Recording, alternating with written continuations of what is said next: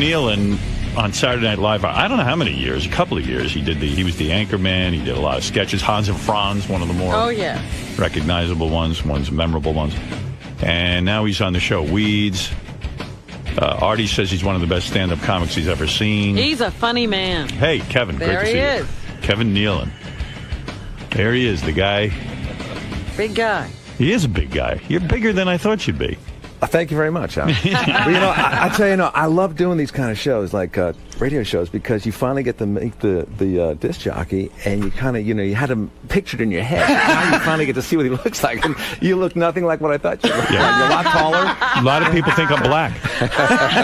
They don't know. I have that. You didn't know what Howard looked like. It's unbelievable. And I always wondered what the studio was like, because I do a lot of radio stations, and they're small, and this is like, a strip club. That's the vibe we were going for. Whenever I interview someone from Saturday Night Live, I always think that they're looking at me and laughing because, you guys used to do sketches like about, even Jimmy Fallon was here yesterday, did sketches about DJs who don't listen, and just go, yeah. And I just think you guys look at us and go, I can make a pretty good comedy bit out of this. But you're sort of the anti that. That's why. So. I'm always fascinated when people get on Saturday Night Live, like how they get there. You before we get into everything else that you do. So I picture your family, for some reason, being very disappointed that you were going into comedy. Like, I can't imagine anyone being thrilled. Well, first of all, I'm from Bridgeport, Connecticut. Okay. So, which has nothing to do with my family, but, was your family conservative? Was it a conservative family? They're pretty conservative, yeah. And you said, look, I want to be a comedian? Were they, Jesus. They're very supportive, though. Whatever I want to do, they would be behind me. When did you decide to start doing this? In college. Stand-up? Yeah, stand-up. So you never did it before then. All of a sudden in college you say, I think I can do this. You know what I do, Howard? I would memorize the jokes in the back of the Parade magazine. Right. They used to have my favorite jokes. Of all the things to pick, Parade. This is a long time ago. Right.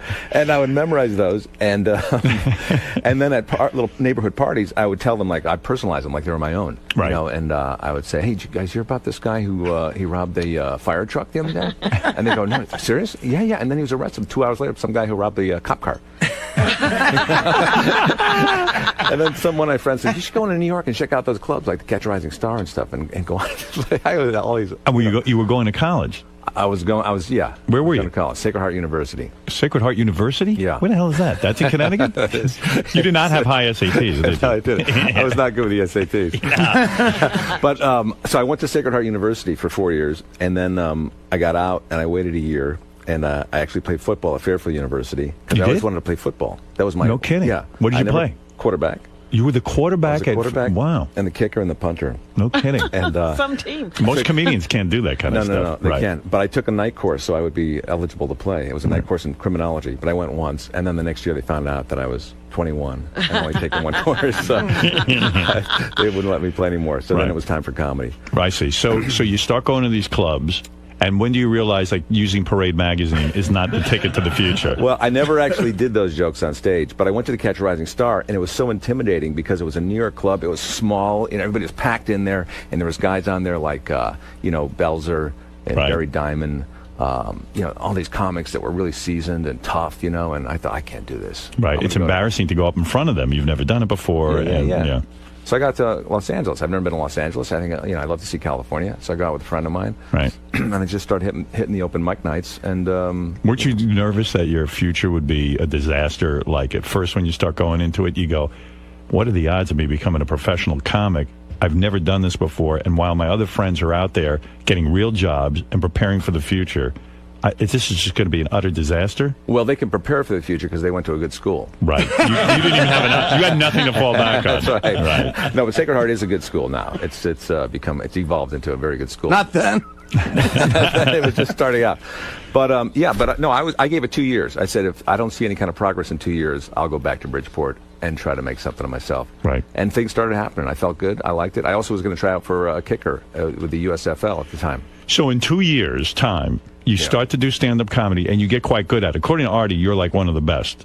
I'm a big fan of Kevin Nealon. Right. Artie is right about that. I am. He is. When did you start to realize this is not so difficult, that I'm really good at this? I would say after the first time I was on stage at the Improv. You knew right away. I knew that I loved it, Yeah. and I knew the two people that were left in the audience liked it. Yeah. You won over two whole people. Yeah, well, first I would... They were Jerry Bruckheimer and, Right, two people. and Lorne Brad Michaels. Gray happened to be there that night. Anyway, it just evolved over the years, and I started doing all the open mic nights, and then I started... I was a bartender at the Improv, so I got to meet all these comics. The one on Melrose? Yeah. Yeah. So is the big break, Lorne Michaels somehow finds out about you? I guess so. There was no real... It was... For me, it's always been a slow evolution. I've just evolved. It's never been But how do you get on Saturday Night Live? Well, what I did was I was doing stand-up. I'd done The Tonight Show, Letterman. I've done a lot of talk shows, and I was working on the road. And Dana Carvey was renting the room over our garage in the Hollywood Hills. I was rooming with a couple other comics. So he was a friend of yours? He was a friend of mine, and we used to run together. We would run. Right. And then he got on the show that summer, and I was reading Backstage Live, Saturday Night Live, just to kind of live vicariously through him. And I never thought I would be on that show because I'm a stand-up. I don't do characters or sketches. And so he got on the show, and I was dating Jan Hooks at the time, and she was up for the show. You were doing Jan Hooks? I was dating Jan. Well, I'm sure you weren't wasting your time talking to her. I mean, wow. But the funny thing is, we had been friends for like 6 years before that. What happened? You broke up with her, huh? That couldn't have been... Did you break up while you were working? This is the part of Howard Stern I love. No, I'm fascinated. You got the psychiatrist couch here. You got everything. No, but seriously, when you're at Saturday Night Live working every day with someone like Jan Hooks, very attractive girl. Very attractive. And suddenly you need to break up with her because for whatever reason you're not getting along, it's got to be uncomfortable. It is uncomfortable. You have to show up to work every day with that person. And was she mad at you? Yeah. Yeah. Oh my God. She's mad at you. Yeah. Baby, I need to break up with you, but we can work together. I'm sure it won't be uncomfortable. Yeah, let's run lines. Why'd you have to break up? You were getting famous, and let's face it. I was much too big for her. You were. You'd gotten too big for her. I had too many fans and too many other opportunities. Right. The lovemaking was good? Always. Was she your first girlfriend ever? First girlfriend that I did. Did you have anal? That's the Howard I know. There you go. Robin's reading a book in the back. Robin's heard all the anal stories she needs to. She doesn't want to hear you bragging about Jan Hooks. She's checking her email. She goes, another guy bragging about his conquest. Here we go again. Right. Why is she in a glass booth? Why? So I can read while you're telling these stories. So, no, here's what it was, Howard. So anyway, I knew Dana from then, and Jan I knew, and it was funny because they were both up for the show. Dana was on the show already, and then Dana calls me from Lauren's house one day in Amagansett. He says, "You're never going to believe this. They're looking for one more guy on the show, and Paul Simon's in the other room. Dan Aykroyd. You're kidding me. You're kidding me." He said, "They're looking for another guy. Why don't you send their tapes in from the Tonight Show and stuff, Letterman?" Right. I said, "Really?" Because they had come through town looking for people before, and you can never get an audition because you had to be, with a big agency and stuff. Right. And or in the Groundlings or Second Was City. that hard for you as a human being to hear, like Dana, a guy you knew, hanging out at Lorne Michaels' house in Amagansett with Paul Simon and Dan Aykroyd? Do you get jealous? Do you sit there and go, "Man, I wish that was me"? What a break. As a human being and as an alien, yes, it was difficult to hear On that. both levels. Both levels. But you... I couldn't believe... I wasn't jealous. I was excited for Dana. Really? I can't be that loving and giving toward other people. I would just kill myself if one of my friends was on Saturday Night Live and I couldn't be on it. But some people are. I've only met Dana Carvey a couple times, but he seems to be like the nicest guy in the world. Well, yeah, he's the kind of guy you root for. What a good guy to call. A lot of guys would say, "Hey, fuck you, I'm not going to help you." He said, "Hey, I'm going to call you from Lauren's house and let you in on this opportunity." Yeah, that was very nice of him. Right, but I think there was probably a couple other guys too he called too. To be fair, of course, I called just everyone. wasn't just handed to me. Right. So I sent in my tapes. And then he calls me like a week later. I didn't think anything would come of it because I'm a stand-up. I don't do characters or I'm not a sketch guy. So he calls me and goes, "I think they like their tape. By the way, Steve Martin's in the other room." Are you kidding me? Boy, what goes on at Lauren's house in Amagansett? Steve Martin's there, Chevy Chase is there. He's the original guy to have like the white parties. Yeah. And stuff like that. Well, meanwhile, Dana was probably calling from his own apartment. Right. You're not going to believe who's here. Yeah, because he's doing impressions of all Right. I'm a wild and crazy guy. Hey, that's Steve. I got to go. So you you are accepted from this tape. What, they fly out for First some of all, sort I'm of audition? excited. Now I'm getting excited. I'm thinking, Right. well, maybe this can happen. Right. You know, well, I'll just fly in, I'll humor them, and I'll go in, and It's a big break. So I fly in, and of course, you know, like this business, you think it's just going to be you and a couple other people. Right. And you get on the plane, like everybody's going to New York to audition. The pilot comes out. Hey, you think this is funny? You know, the pilot's audition. I'll be auditioning later for Saturday Night Live. So The pilot. So I get there, and you know, we all audition. We go to Studio 8 each. You mean they line you up in a group? You wait outside, and they call you one at a time. Aye, And they have vey. the camera set up, and all the cast that's on, you know, that's been selected already, is sitting there watching you too. And Lauren is there, and What pressure. Wow. so I. So like Dana was part of the group of Yeah. people who watched Yeah, you. it was Dana, Dennis Miller, John Lovitz. Did you recognize any of the other auditioners as famous people? Yeah, You yeah. did. They Well, were- not famous, but I knew Right. them from the Groundlings, you know, and places like Were that. you nervous? You know what? I was not nervous because I knew I would never get it. I knew I would never get There was it. freedom in that. Yeah, it was freedom, and I thought, and I was just there, just kind of like experience it. Any of the guys you auditioned with who didn't get the job, did any of them go on to become famous outside of, you know, not being on Saturday Night Live? Did any of them go on to a big career? George W. Bush. Bush was auditioning Yeah. and became the president of the United Yes. States, first governor and then president. Wow. I don't recall. You don't recall. I don't remember. Because that'd be anybody. interesting to me. I did go out on auditions though, where I was up against Steve Carell. A lot Oh, no for- kidding. for Yeah, I get a different similar things. type of guy, you know. Yeah. And you so you do this audition and you do your stand up in front of Lauren and all these guys, Yeah. and suddenly what? They call you up and they tap you for this job. Is this interesting to you? To me, it's fascinating. It is. Is it not, Robin? Robin, It's good. Yeah, I want to know how he got on Saturday Night You were Live. reading the paper back then. You want me to want me to poll my audience? If they say it's not interesting, you just leave. You just go. You know what I'm interested in about the tape that he sent in? I was at, like, Norm and Spade, they all really are big fans of Kevin, too. Right. And I've never seen it before, but Norm was telling me, did you ever do the Tonight Show with Johnny Carson? Yeah. Well, Norm was telling me once that Kevin did probably one of the best spots, like, in the history of the Tonight Show as a comedian.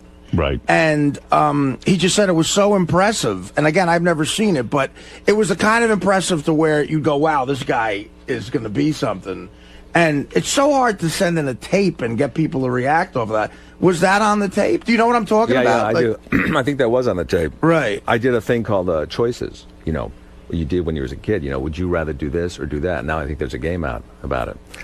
But yeah, so I did. And that went over big. It went over big. Yeah. And I was always trying to get on the Tonight Show. That's what comics do when they Right, first start sure, out. yeah. With Carson, too. And never had I been so nervous about auditioning for a show. I mean, I had Yeah. sweat running down the back of my legs. You ever get that? Yeah. Yes. Right now I have It's it. never been that bad. Well, Artie has that a lot. He has a condition, but so you said this was for the Tonight Show. That was the like Tonight Show. that was crazy. That made you nervous. That was nerve-wracking. I forgot my line by, you know, walking out to the spot. You know, Especially when you used to hear these legendary stories where if a comic goes on the Tonight Show and Johnny lets you sit on the couch, you become an instant millionaire. Like suddenly you're Right, yeah. huge and your career is that doesn't Things happen take though, right? off, huh? Like suddenly it was like not you're a millionaire, but you Right, know. it doesn't happen. But I did bump an actress on there, and I started dating her like 6 months after that. Really? So I got something out of it. Excellent. So at least something good came came out of it, Everybody yeah. has a good story about being on the like David Brenner. You talk to him, he goes, I went on the Tonight Show, and the next thing I knew, I was a millionaire. I mean, how'd that happen? What do you mean? But that you were really nervous for because that's something you should be doing as stand-up on the Tonight Show. That, you know, yeah, if you do the Tonight Show with Johnny Carson, that validates you as a stand-up. But now, so anyway, yeah. getting back to Saturday Night Live, Yeah. I auditioned. They liked it. Lauren Michaels came out to L.A. a couple weeks later, said, you know, we want to offer you a job. Wow. You know, on the show, and my that changes manager- your life. Yeah, and I told him, let me think about it over the weekend. And he goes, you think about it over the weekend. We'll see you in New York on Monday. Right. Oh, that's so cool. And then when you go in there, is it intimidating? Because there's some guys who've been with the show for a while, and then you got to fight and claw your material. I mean, I hear these horror stories where you have to go to these meetings and pitch your sketches and fight to get on there. Well, it is intimidating because it was Saturday Night Live, and that Right. was the stage where Belushi was, and you know, Yeah. Gilda and all those people, and you felt like you didn't belong there. You know, you were just a pedestrian walking through there. I said to Jimmy Fallon yesterday, I said, it's really kind of a big pressure. Like, once you're done with Saturday Night Live, there's a group of people that go on and do great things in their career and have a career after Saturday Night Live. And then there's a group that sort of just die off. like Lorraine Newman. I was going to say the Lorraine Newman group. Yeah, right. There's Belushi and those guys. Aykroyd. And even like with your crew, like Murray. Sandler goes on, and now he's like, mega producer and all that stuff. So when you leave Saturday Night Live, are you sitting there career-wise, just like, oh my God, is this the end of the road, or am I going to be one of those guys that goes on and does the same? I mean, now you have Weeds and all that other stuff, and you're doing great. Right. But there's that pressure. There is that pressure, and I stayed there for 9 seasons. Right. I liked the job. I wasn't using it as a stepping stone. I loved living in New York. I loved being able to meet these different hosts. Steve Martin, who I, You worship. was a big fan of. And Me too. It's a great gig. I mean, when you think about it, a lot of people want to get out of there. It's exciting. Did it meet your expectations when you get to work with Steve Martin for a week? I mean, do you get to really hang with him a little bit, or is it just hands off? Well, it depends on the host. Some of them you hang out with, others, you don't. And, with Steve Martin, I got to know him over the years, and nice guy, talented. But, going on the show, at first, it wasn't that nerve-wracking because the show was about to be canceled. Right. And we thought, we lived out of our suitcase for like the first 2 years because we didn't know if it was going to be canceled because the show the year before it was doing really bad in the ratings. So there was no real expectations. Right. And I just pretended nobody was watching. It was just the people in the audience, and the cameras, and that was it. First time you go on live television, though, it's got to be really nerve-wracking. I mean, it's got to be scary when you go on live, Saturday Night Live. I mean, because you even can really... for someone like you who's on the air every day. I remember seeing you on Letterman once. I was in the studio. You probably don't remember this, but I watched you on Letterman when he was in 30 Rock. Right. And you came off, and you came right up to me, and how did I do? How did I do? Yeah, so insecure. So that's why I hate doing things like Letterman, because it's even as much as I do this and this, I can be totally relaxed. You go on someone else's show and you got to be interviewed and you got to be funny, and oh my God, the pressure is just ridiculous. Off the hook. How'd I do? And then they're looking off the side like there's time for a commercial break. You're trying to run through your stuff. I know. And I don't even know you when I'm asking you how I did. You know what I mean? It's the worst, but like if you were a mean guy, you could have come up to me and just gone, you were really bad. Yeah, right. Who just wrecked me? I go, oh my God, Kevin Nealon thinks I suck. Guy must know something. It's the worst, but then you think to yourself, God, this is what I always wanted to do, though. Yeah, but it's strange. What do you think it is in you that makes you want to perform? Do you think it's an illness? Like, do you want? Like, are you ill? Are you seeking attention? As a child, did you get a lot of attention? I got plenty of attention. I came from a great family, loving family, supportive. Well, that's unusual for a comedian. It isn't unusual. But it can be death for a comedian. Yeah, that usually doesn't work out for a comedian. Yeah. I want to raise a comedian, raise a real screwball. You got to just really abuse them. Yeah, just do things to mess them up. That's right. Yeah. Robin's coming alive. There you go. She's into the conversation now. Well, I think there's probably something in me that needs the attention. Right. And I like making people laugh. I think it's, if there's a rush from that. This adrenaline where, getting a whole room full of people laughing. It's like you're controlling their emotion. You and Sandler are real close, right? He puts you in his movies and all that. In several of his movies. He's incredibly He's very loyal. He's loyal to people. I see that. He really to his friends. He treats them really well. He will not buy any car unless it's an American car. Is that right? That's how loyal he is. Wow, that's good. I like that. He'll put up with anything. Yeah, he drives the big caddy. Right. So, now I read recently you attended Jennifer Aniston's 40th birthday party. Now that's real A-list stuff, right? You must How have do some you get on that list? You must have some impressive friends. You guys, I was telling Gary this before. You researched the people that come on this show. I'm laying in bed this morning at 5 in the morning thinking, what have I done that they're going to find out about? Well, listen, you've got an interesting past. You were married once before to a model. You're married now. I am. It's your second marriage. That's right. But you nailed a model the first time around. Who said I nailed her? Maybe that's why the marriage ended. You never had any trouble with women, right? No. Oh, yeah, I have. I've always been shy. I mean, you dumped Jan Hooks. I mean, that's pretty major dumping. I mean, she probably figured, I could dump him. That was a mutual thing. That was mutual? Yeah, what went wrong?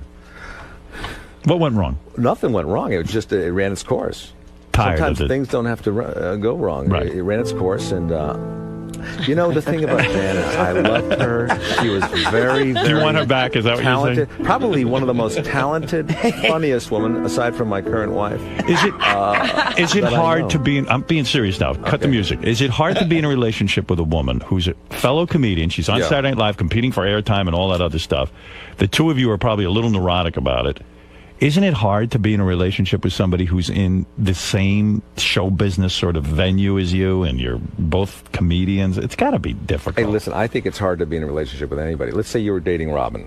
Right. I'm not saying you Which haven't. I am. You are. Yeah. I mean, if you guys broke up, you would have to look at her every day. And, you know, and get those darts coming at you. Right. So, yeah, it was difficult for a while. Right. And then we started seeing other people, and it became less... And it was rumored that Phil Hartman was dating Jan Hooks for a while. Really? Yes. I didn't know that. Yes, you do. I swear you know to God. everyone. Isn't it true you put a tracking device on Jan Hooks? I read that. You read that. Like Somebody Michael told you. Strahan. You used I to, just saw that in the paper. That's right. I What did happened not know when you? that. But what happened when Are you you in the serious yeah, about that? that's what I heard. There was a rumor. I don't even know So how we it's know true. It is true. that. then. Rumor is true. Rumor Yes. is true. Yeah, right. Until proven not. I don't know what Phil did. You really didn't know that? No, I didn't. Wow. Yeah. No, but I'm happy for her if she did. I could be wrong. It would Yeah. be just be awkward. That's all. Just keep dating Saturday Night Live guys. So you you're on Weeds now. This is Yeah. good. Yeah. This is a good job for you. It's a very good job, because here's the thing, Howard. When I finished Saturday Night Live, it's like you said, where do you go after that? That's right. You know? Why did you leave Saturday Night Live? I left because I had a pilot. Oh. It was called Champs. It was the first Spielberg DreamWorks show, and Gary David Goldberg, who did Family Ties, and, you know, But you loved your That's it. Saturday Night Live job, but you said, hey, maybe it's time. 9 years. It's I enough. loved it, but you know what? I had enough of it. Right. You know what? I was going out to do sketches. I had food in my mouth still from the craft service table. That's how unnervous I was about You got it. comfortable with You got it. too Yeah, I was comfortable. too comfortable. Are I you was- still close to Lorne Michaels? Yeah, I don't see him that much, but I You talk don't? to him maybe once a year. You I do? run into him. Yeah. You run into him, you talk. Yeah. It's a good idea to stay in touch with him. He Yeah, seems to I have a lot like him. going on. I like Lorne. Okay. Yeah. Were you upset that he gave Jimmy Fallon the job to replace Conan? Didn't you think you deserved that job? Isn't it true that you've been secretly going around saying that you're a more accomplished stand-up and that you could handle the job better? Yes, He's been I whispering thought, that. I thought he Yeah. made a big mistake. Did you yeah. think? No. Did you ever think about hosting one of these talk shows? Well, you know, the funny thing is, and I'm trying to recall if this is actually true or not, because, you forget things after a while. But when Conan was taking over for Letterman, I think he might have asked if I was interested. I'm not sure. I can't Wow. remember, but I was not interested. No. I didn't want to interview other people, you know? I know. Look at me. And I didn't want to be stuck in a studio every day. And I know how hard that job is. I know how hard it is what you do. It is hard. You've gotta- It's hard. Jimmy Fallon's describing this new schedule of his. To me, it sounds like a nightmare. It's a nightmare. He He's has in there no 8 in idea the what morning writing jokes, and that he doesn't get out till 8 o'clock at night. It sounds like I know it. At first, especially the first couple of years. a lot of pressure, right? A lot of pressure. So I'm good. I'm doing Weeds now. But coming off of Saturday Night Live, I thought, will I ever do anything else again that will pass this? Right. And I had a couple of sitcoms, didn't work. You did Hiller and Diller with Richard Lewis, right? Thank that was you. on the air. Yep. Yeah. Oh, my God. You had to bring that up? Well, he brought it up. What are you talking about? Well, Richard Lewis, by the way, one of the funniest guys I've worked with. He's great. I mean, neurotic, yeah, but Right. very funny. Like, he would call me, and I used to watch him do stand-up in the Improv when I was bartending, and he was one of the funny. Packed him in. Amazing Hilarious. stand-up. Yeah. So I got to work with him, and then he would start to call me, at home, and talk about the show and the lines. And, he would get a laugh. If I laughed at something he said on the phone, boom, he would hang up. Because that's how you wanted to go out. You wanted to go out on a laugh. Yeah, ending on a laugh. And I finished laughing. I started talking. So anyway, Richard, I think that hello. Yeah, I talked to Richard about that. That was a weird affect. He used to call people, and he tried it with me. I said, never call me again. He would hang up in the middle of the call. I didn't realize he was going out on a laugh. I wasn't laughing at all. But, I mean, Like I say, love just Richard. never laugh. See if he doesn't get over the phone. Actually, Richard just called me recently and left me a really nice message about something, and didn't do anything weird, didn't hang up, didn't do any of that kind of Yeah, strange stuff. yeah, In fact, yeah. stayed on too long, as a matter of fact. But it's I So work think with. I think he's less He's got to neurotic. find a happy Well, he's married medium. now, so Yeah, he's a that's little more right. normal. Yeah. Yeah. I worked with Kevin once. We did the Norm episode of the Norm Show together, and I got the idea that you're comfortably laid back. You don't have to have everything going on. You don't have to be busy all the time. Right, right. Does right. Weeds pay okay? Which is nice. Weeds is on what network? The Weeds is on Showtime. Showtime. So that They don't answers pay. your question right. there. What are we going to do about So that? why are we doing this show? Yeah. Why are we doing Weeds? Well, first of all, you guys aren't doing it.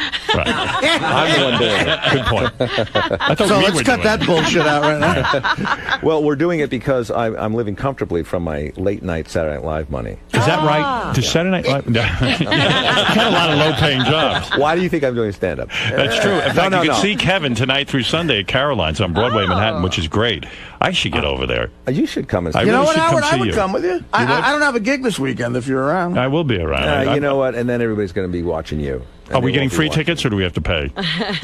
Howard knows how to Tickets go sneak into the nooks and crannies of Caroline's. For tickets, go to carolines.com. Kevin's book. Yeah, oh, yeah, we got to talk about your book, too. You have a book out. I have a book out? Yes, You're Pregnant, but What About Me? Is in stores now. You have kids? I do. I have a 2-year-old. You didn't have kids the first time, the first marriage? No. So that didn't last so long, that first marriage? First marriage lasted about 11 years. When did you get married? While you were on Saturday Night Live? Yes. You meet her on Saturday Night Live? Well, during a hiatus. No kidding. Yeah. A hot model. You got into it. She was actually a stunt woman. Stunt woman. Yeah, I did some modeling. Yeah. Oh, that means you got a good body. Hey, someone told me a story Little beat up, but that yeah. you saw this, that when Steven Seagal was on Saturday Night Live as a guest host, that in one of the sketches he was supposed to beat someone up, beat up a stuntman. Yeah. But he literally beat up the stuntman? Like he didn't Well, he didn't beat them up. What happened was he was supposed to take them and throw them into the breakaway studs. You know, Right. some karate sketch. Yeah. And he did that during the dress show. But during the live show, I don't know if the adrenaline or what, he took them and threw them just anywhere, and they were hitting the studs that weren't breaking. Your stuntmen, you know, they're pretty macho. Good They're pretending Lord. they're not hurt, but there's like, you know, they're limping off the stage and stuff. Wow. But a lot of people ask me, you know, Boy, the good times. but just getting back to the weeds thing, you know, when I came off Saturday Night Live, I thought, would there be another show that would kind of, you know, surpass this for me, where I wouldn't just be remembered for Saturday Night Live? And I think Weeds is becoming that. It is. You know, I mean, it's a huge hit It's show. a and you great should get the show. box set. You could catch up. And Yeah, I really should watch it. I think you would so like much it. fun. Everyone yeah. says it. And plus, oddly enough, you play a stoner, a guy who smokes a lot of weed, and yet Who's you've in never politics? and you've never smoked weed in I your don't entire smoke life. pot. I don't smoke You pot. never were No, curious? I tried. Oh, you it. did try it. Yeah. But I Have you swear ever to tried you- mushrooms? No, I never did. Ever tried LSD? Nothing else. Hash oil? Hash? Nothing. Psilocybin? Mescaline? Mescaline, maybe a little mescaline. And Opium? Artie's sitting there saying, "Did it." Does Artie Need remind it, you? need it, need it. Does Artie remind you of a fellow Saturday Night Live castmate, Chris Farley, at all? I mean, in terms of his self-destructive from his way. story. Here's the only thing that reminds me of Chris Farley with Artie is his agility in sports. Right. Remember we played basketball? Yeah, on the yeah, Norm we- show? We during one of the breaks, we went out and they have a basketball court Right. there, and Yeah. me and Norm and Artie were playing, and Artie was so quick and agile, Yes. and a good set shot from outside. Yeah, right. Yeah. These guys have seen it. I kicked the shit out of a girl Yeah. basketball player. Yeah. He beat a girl right on our show. Yeah, Yeah. but she was, you know, Penn State. Come on. But no, I remember that. Yeah, the Warner Brothers lot was the coolest place because But is you go out and Artie like beat going- George Clooney in basketball. Is Artie going down the same path as Chris Farley? You know, from listening to your show, I thought he might be. Yes. You know, but then when I got here, he came into the green room there, and I Yep. thought, wow, Artie's looking good.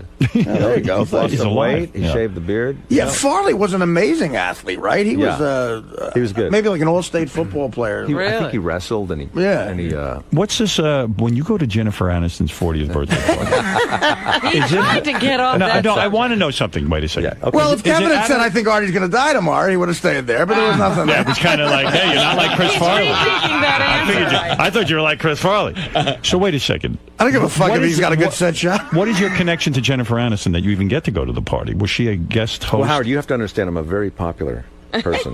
No, you know a lot of people out in I know L.A. a lot of You live in people. L.A. I live in and Los Angeles. You're accepted by that community. Accepted. They know you're going to come to the party and behave yourself. No, They- I've never been invited to those types of parties before, to be honest with you. Yeah. I did the Ellen show about a month ago. Ellen DeGeneres. Ellen DeGeneres. Go ahead. She invited me to her and Portia's birthday party. Oh. I went there. And I ran into Jennifer Aniston there, and she invited me to her party. Is that exciting to be in with this in crowd? I would imagine to Well- meet these famous people is wonderful. You meet them all the time. They shun me. imagine. They You shun me. imagine. They shun me. But isn't that interesting that he has to be you know, it's first like Ellen is like the gatekeeper. She Well, approves Jennifer you. thought Kevin No. was in because she's at Ellen's. Once you're at right. Ellen's Yes, and they see you then behave you can yourself. go No. everywhere. Yeah, First right. of all, It's a test. I've known Jennifer for a long time. Okay. When I did Saturday Night Live, I Right. used to live in the Upper West Side. Right. And I would go over to this hamburger place on Columbus and 85th, I think it was, Jackson Hole. Right. And I would sit in there and I would see this really hot hostess working there. Mm-hmm. And I thought, wow, she is cute. And sometimes I wasn't even hungry. I'd go there just Just eat to look at her. and Right. just to look at her. And that was Jennifer Aniston. This is before Friends. Right. And so I go out to California and I'm working on this show called The Edge, which she was on. Oh, the sketch show. Yeah. Yeah. Right. And my friend had created that show, and so he had me on an episode, and I kind of met her there. And so I've known her from that, and I've kind of seen her over the years, you know, a little bit here. Some and there. ass on her, huh? I guess. Right. I think if you're going to a crappy hamburger joint, you're into it. Howard is It was very good, yeah. So that's how I got invited to her. All right, her so you party. get to go to the party, and now I imagine this is a big deal. This is a big deal Yeah. party. Let me tell you who was there. Even for me, I know who was there. Oprah Winfrey. Oprah Winfrey. Wow. She left before I got there. Nice ass. You kidding? I came in late. Why did you come in late? You were trying to show. I had a gig. What kind of gig would keep Stand-up. you? Really? That was more important. I booked it already. All right. So But I Oprah came Winfrey, late. you missed. Yeah. Did you see Sheryl Crow? Yes. Did you see Courtney Cox? Yes. Tom Hanks was there. Did you know that? I know Tom Hanks. I've seen him. You know him Yeah, personally. I know him. And Tobey Maguire, Spider-Man himself, was there. Yes. And what do these people do? They sit around, like it's at her house, Is this right? a fun party? Do you look around her house trying to see what the hell's Well, going first on? of all, I'm always impressed by the homes of these celebrities. They're big homes. They're big, spacious homes. They're beautiful and they're anointed. Right. They're, they have interior decorators that come in and do it right. Yeah, it's something to see. Yeah. They've got the money to do it. When I they've first got- went out to L.A., I would embarrass myself and show where I came from. I finally met people with money, and I would go in a person's house and go, "Why you got a pool? You got running water. Yeah, you have an in-ground pool." So you're literally at Jennifer Aniston's house for the party. And by the way, I feel, again, like I don't belong there. I feel like I'm just, a pedestrian that walked in and I was thrown out. That's how I would feel. Kevin Bacon invited me to a party at his house, and then I'm walking around and look who's there: Donny Osmond and Bruce Springsteen. And Wasn't Meryl Streep at that party? Meryl Streep, and I Yeah. go, wow. Hey, Howard? Yeah. I heard at the Jennifer Aniston party that John Mayer sang a special song. Did Kevin see that? Oh, yeah. He sang a song he wrote for Jennifer. I heard about that. I left before that. I had another gig. Good. Thank God. No, I actually left before that. That might have been incredibly uncomfortable to sit there and watch him sing to her at the birthday party. Also, you don't want to stay too late at these things because then they think you're Right. a loser and you got. Do you bring your wife or do you go Yeah, I solo? brought my wife. Yeah. So that's good too, because she must be impressed. She likes that. Yeah, my wife loves it. My wife is a great actress, very funny woman. She was in the Groundlings for a couple of years. What, is she on something now? I can see her. She's done a lot of things. She's done a lot of guest spots on different shows like Friends and Ellen and. What's the Raven. age difference between you two? 18 years sometimes. Is that Sometimes right? it's 17. Is it 18 years? 15. We are very similar. And you will be having a baby soon. No, I won't. You got to read my book. No. What does your book say? Does it say I'm going to have a baby soon? Because I'm not going There's no to. predictions and there are no projections, but I think you will. No. If you really love I her, have 3 kids. You will. I do Does she love not her. want a kid? No, she does not want a kid. How I mean, old is she? 37? No, she's 36. And she wants no kids. What was that look you just gave me? No, I'm trying to help you out here. She really says she doesn't want kids. I know they say that.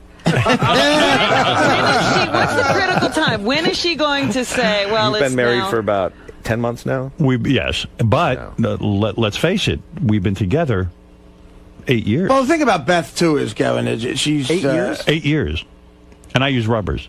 Yeah. The thing about Beth too, you have to know, Kevin, she's not at all a caring person. She's No, I know Selfish, she's, just I like know me. she's yeah, very she caring. would never She's be very good with it. She would never be good with a kid. Right. I know she likes animals. She loves animals. She loves kids. She loves all that, but she doesn't have a desire to be a mother. But she is one of the She most. mothers me. But she's one of the most caring people like I've ever met in my life. She would be a terrific mother.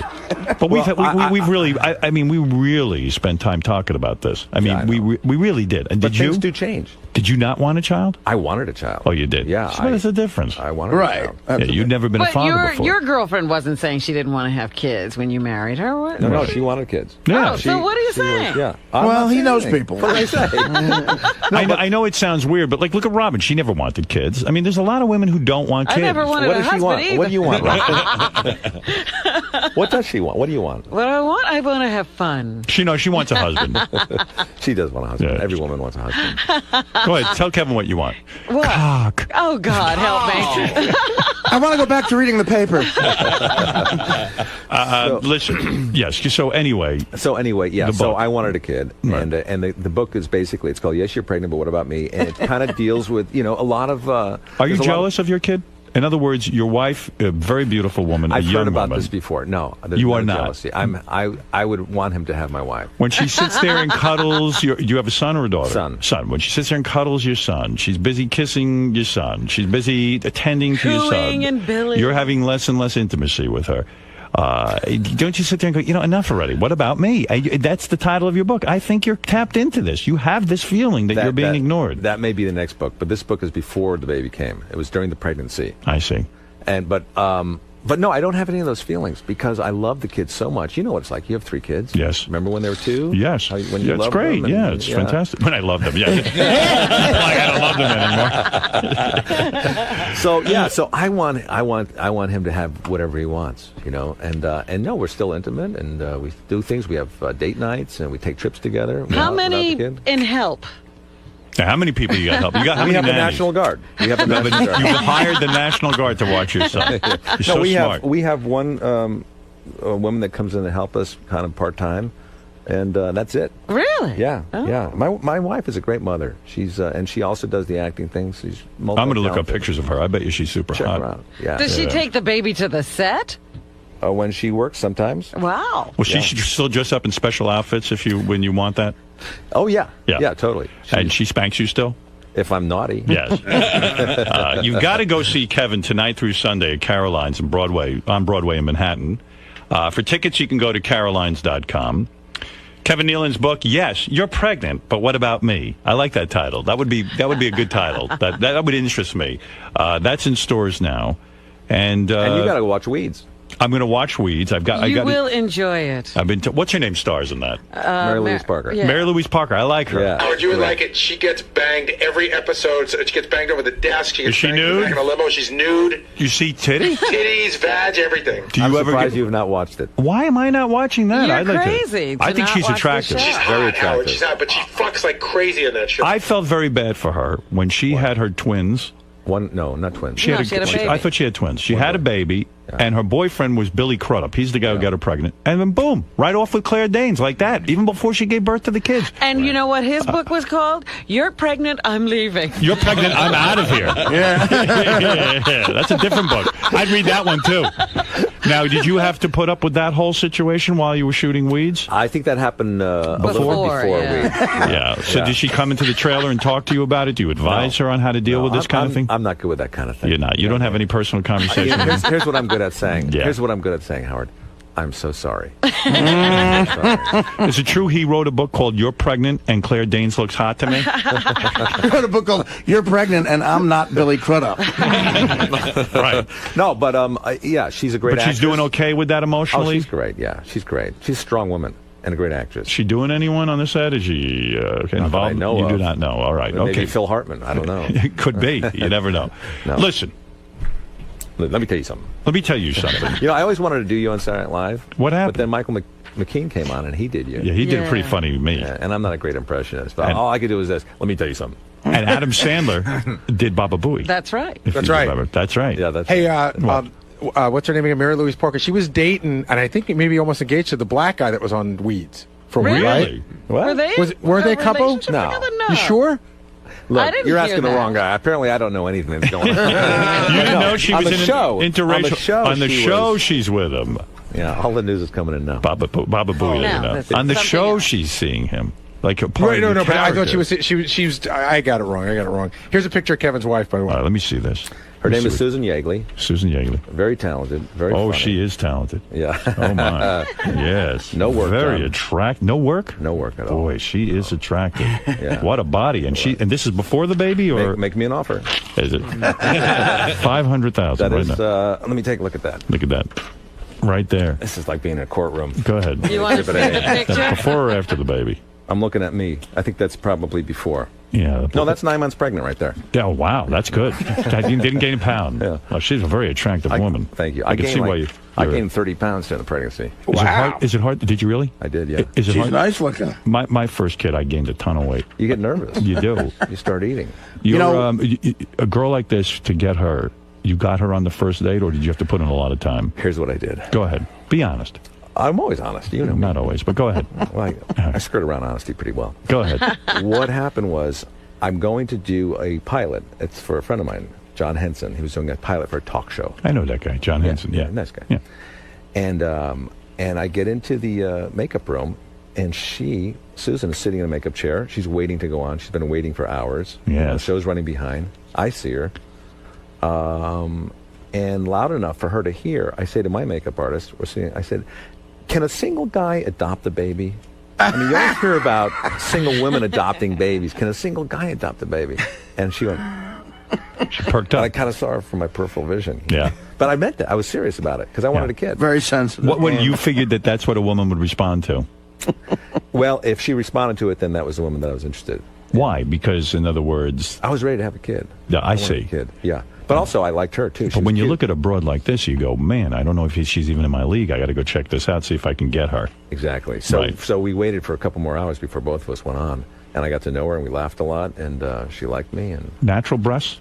Yeah. Wow, and they're big. What are they, D's or C's?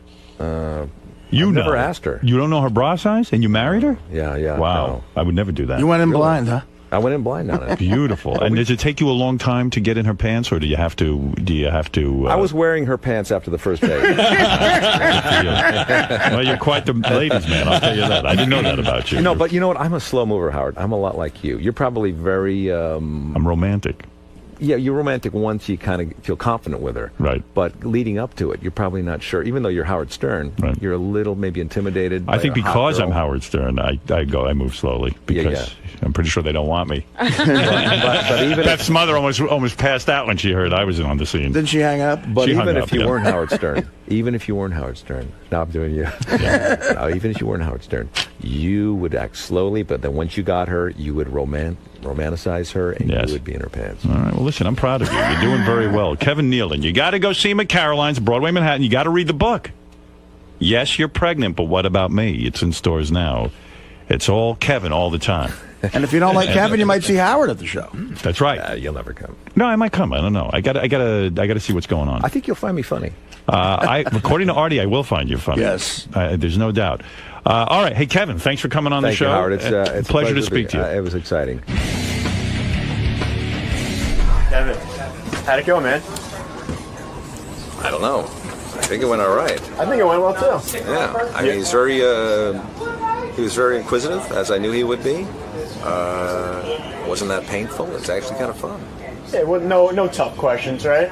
Not yet. They get you on the second time. The second time They have you around, he back, was feeling you out, right? Yeah, I still, treading lightly.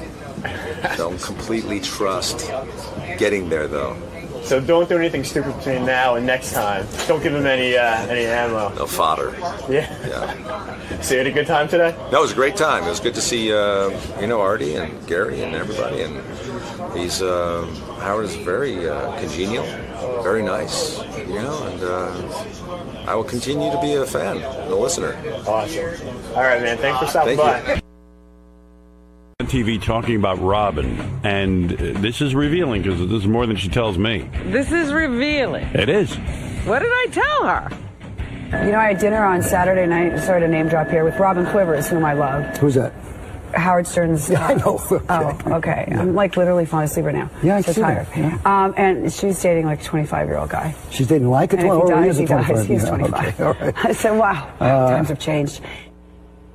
I'm not she Stop was it. having a few drinks.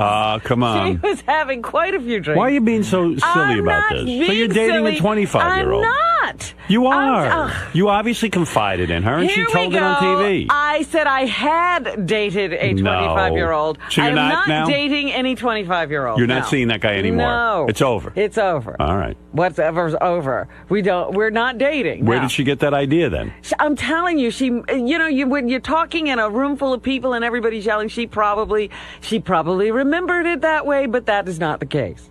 You mean, in other words, she was doing most of the talking and didn't really listen carefully. I'm simply saying there might have been a lot of noise in the restaurant and she misunderstood. When was it over, so we can clear this up? You were in your Before 20s. the holidays. Before the holidays? Yeah. You're talking about before Christmas? Yeah. Why did it end?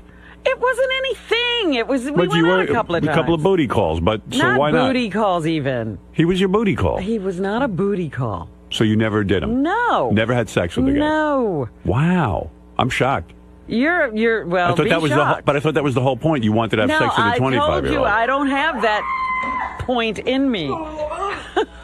How far did you get with the guy? You made out, I bet. It's none of your business how far I got. I bet you he saw those titties. I'm telling you. It's none of your business. I hope he didn't, because he brought the shittiest cupcakes up here of all time. I'm actually happy he didn't bang you, because I thought it was highly disgusting.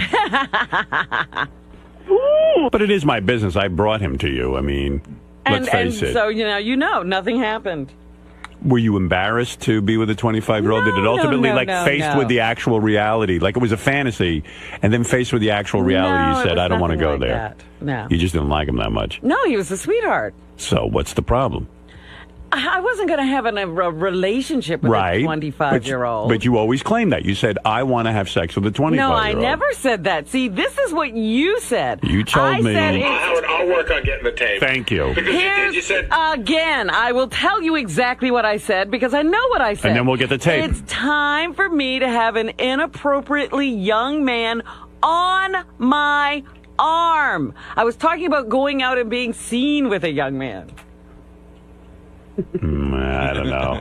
Go get the tape. I know what I said. Gary? Because it's simply what I see sometimes. Gary's already on it, Robin. I know, and that's what he's going to find. It's good to see you, Robin, getting the Inquisition just like anybody else. Oh, please. Are you kidding? It goes around the room. She gets it worse than But you're not anybody. revealing at all. But George, she fights it. You know, Yeah, I know. She fights it. Like, I said to someone yesterday, I said, George is so great. He I just go, rolls George, over. how many fingers can you get up your ass? 3.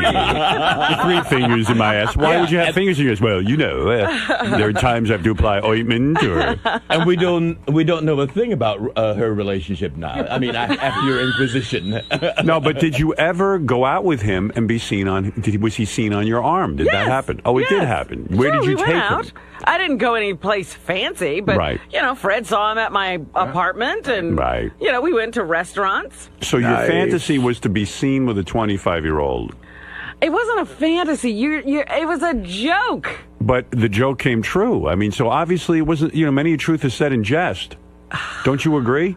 Mm-hmm. No. I mean, there was some truth in it. You said. All right, and I heard you say that even off the air a couple of times to me. You know why? I won't even tell you the actress, but once I was at a party. Okay. And this actress of a certain age. All right. Turned to me when, I came over to say hello, and we were talking. She goes, oh, let me introduce my boyfriend. All right, I know who it is. This guy he looked like her son's son. And I thought, my God. Did he used to be her driver?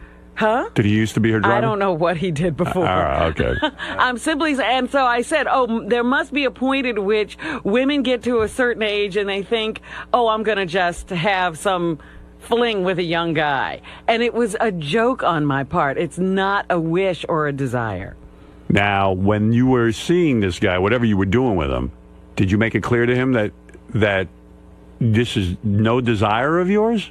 I don't understand. I did tell him that when I said that, it was a joke, yeah. He knew it was a joke. That was a joke, but he turned out to be a really nice guy, and we had some fun for a little while. I didn't trust that guy. Oh, please. I did. I liked him. He looked He was a little a weird. very nice guy. Whack job. Do you still speak with him at all? Does he call No, you? we Does he haven't write been in you? touch, no. Wow. How did you end it? How did things end? It just sort of, we just stopped talking. Did you say to him, listen, enough already? We have to stop talking? No, it wasn't even like that. It was just like everybody got very busy, and we went our separate ways during the holidays, and that was that. I'm not buying this 100%. Well, I can't help you out in any other way. Either you wanted it and he didn't give it to you, or something's up here. You know what? There were a few complications that he really found unacceptable, I'm sure. Complications that you presented. I don't present them. You guys present them. Steve Langford presented. Please. This guy was busy writing me letters. He certainly wasn't uptight about Steve Langford. No, it wasn't Steve Langford. What? It was TV shows with people calling him names and what crap TV like that. show? There was something on Howard TV. I didn't even know about it. And Greg Carmel was calling him all kinds of names or something. I don't even know. I because he never was saw fighting the over thing. you. Oh, but Greg was probably joking around. I don't know what it was. It just, left a bad taste in my All of a mouth. sudden he has problems. The guy's writing me letters, wants to be part of the whole thing and be with Robin. And Greg probably never even met him. He never sought any more attention from this show than that. Well, you don't allow it. Oh, I don't allow it. Please, there's such rules to dating you. I never had to say anything to him. Poor Jim Florentine ended up like a mummy. The guy was afraid to speak. You had him trained like a dog. Okay, right. Oh, you're tough. You are tough, boy. I'm so tough, right? The guy who falls in love with you over here. The guy who falls in love with you has to follow some rules, boy. I'll tell you that. Like you have no rules. I'm just saying. You have no rules. Yeah, but it's different. I'm a guy. Oh. I have one you can't go around behaving like that. I have one rule for a hot chick. She's just got to fuck me. She could use me for. She could want to get. Use You don't the care show what to get she says. Anything. Use the show. Use the fucking. I don't care. Right. What else is going on with John Hine? Look who's here. John Hine got a new shirt on today, and he's all ready to broadcast at 11 o'clock on Howard 100 and Howard 101. What do you have for us, Johnny? Howard, Robin refuted Jillian Barbery's claim that she's currently dating a 25-year-old. And by the way, you should know that I was absolutely right that Robin made statements about dating a 25-year-old. Here is Robin from a broadcast. And I didn't say anything about sex. Oh, come on. Listen to what you said. And all right, let me hear what I would you said. Infer from this? What did I say? Robin, I heard on the wrap-up show that you said you were going to start dating guys like 22 years old. Yes, Is that for real? I said it's time in my life for it, like a ridiculously inappropriate partner. Hey, Robin, we should double date. So Yeah. you're preparing us for that. Right. Just expect to see me looking crazy with some very young man. Is this What's your dating age range, do you think? Oh, I'm going real young this time. Well, I decided there's a certain point at which I've been watching people in my position, and there's a certain point at which a woman dates a ridiculously young guy. Who are you talking about, like Katie Couric? Yeah, Katie, all of them do it. Who's she dating right now? She's dating a runner who's like a triathlete. Yeah. Like 20 years old. 20-something. He just got out of college, I think. I think I should be visiting my boyfriend in the dorm. Right. Yeah, you should sleep over. Like the parents will get pissed that you sleep over in his dorm and That's they're paying right. for it. I want an angry group of parents trying to get rid of me. Look, you don't say you're having sex, but boy, oh boy, that's about the best confirmation. All joking around. Well, I took you seriously. Boy, you're very funny. No, you're funny. That's silly. You make me funny. So, Robin, you're really not dating a 25-year-old anymore? I'm really not dating a 25-year-old So Jillian Barbery just, where did that come from? She misunderstood? She misunderstood. Any young Is that guys? not, you act possible. as if it's not possible to misunderstand. It is, but... with a crazy conversation going around a But dinner you table. could be dating a young guy. We just want to make sure. I could be doing anything, but I'm not doing You've expressed that. interest in younger guys, so we just want to make Here sure. we go again with this expressed interest. This is a myth you guys keep pumping. I was joking around. So there's no one in your life right now? No I didn't special say guy? that. I didn't so say anything. So maybe she didn't misunderstand. No. You're misconstruing everything. You're saying... She's saying the word pumping. I mean, come on. What's going on? Please. You guys are making a lot about nothing. I have a very active social life, that's all. But if you were dating a young guy, you'd let us know, right? If I was dating somebody seriously, I'd let you know. All right, thanks, Rob.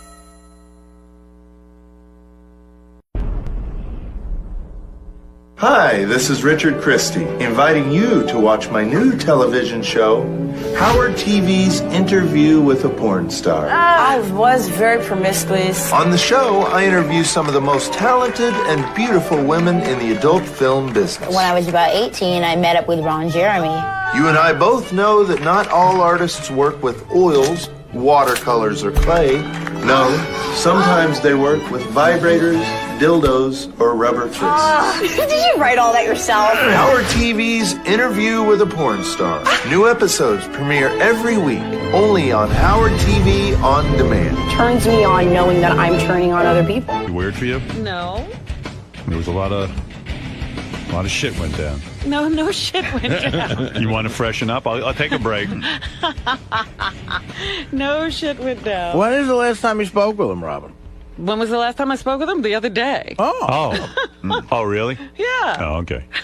So it's not going to be that weird. It's not going to be weird at all. When's the last time? said he's got to stop returning to this show and just start doing the show again. Every time he comes here, it's a return. Right. He's got to start doing the show. When is the last time you saw him? A couple of months ago. All right. If it's weird for you, just wink at me twice and I'll throw him the fuck out of here. Oh, it's already weird. No, that's a twitch. Tell him to go home. Robin just became Mel Tillis. You know what we ought to do? Let's put a poster of that 25-year-old behind you. Why don't you stop? Yeah, I bought one. Why don't you I took a picture of that guy and blew it up. You should have given that to me. That would be some Class A ball breaking. Yeah. Well, he claims he's had sex since you. Okay. But does that hurt, or you're over him? No. You don't care? I want him to go live his life. You do? Yes. Have you lived your life? I'm living my life. So you've gone on, too, in terms of your sexual life. We're not discussing particulars, but I have gone on. Can you put 3 fingers up your ass?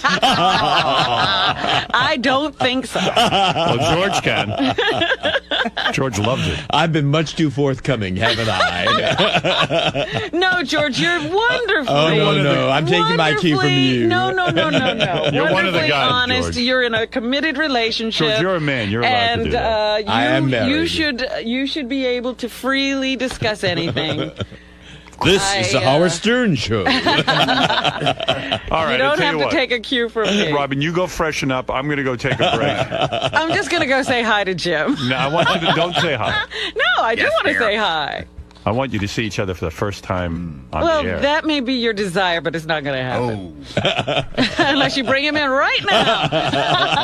You better not break then. The whole thing is just so funny because I told Jim, I said, listen, we're going to take a break. I'm going to shut the door because I just don't, I want you to see Robin on the air. And Jim looks at me in horror because now he's sure that we have some crazy thing said. And I said, I swear on the life of my kids, I just don't want you and Robin seeing each other. Why should what is that all about? Save it for the air. Am I wrong, Howard? There's nothing to say for the air. Howard, am I off base on this? But there's nothing to say for the air. It's not like we don't talk to each other and we don't see each other. That's ridiculous. Why don't you lock Jim up in that cage with the dogs? There you go. Jim looked horrified, though. He thought for sure we had something wacky going on. Lock Jim up in that cage we built for Bigfoot. When Put him on the moon. Let him get a piece of cheese and put the Playboy in there. All right, let me take a break. Robin, you freshen up. Freshen. And I love when they tell anybody got those wipes? I love when they tell women to freshen up. What does that mean? Women have to freshen up. Powder. I'm gonna go freshen up. You look good today, actually. Did you make a special sort of effort to look especially good? Because you look really pretty today. Oh, okay. What did I do? What did I do differently? I don't know. You're glowing. I got a question for Robin. Okay, here we go. Have you and Jim, is this fucking thing choreographed, or is it, in other words, if you guys talked and said, we're going to talk about this, we're not going to talk about that, so everything's open? Yeah. All right. That you can ask. I don't know what you're going to get answered. I don't believe that. I don't either. You don't believe what? I believe at some point there was a conversation about what it would be like if he came back on the show. All right, I can show. We've only corresponded by email over the last couple of days. I can show you the email. There's been no correspondence. Let me see all the emails. All right.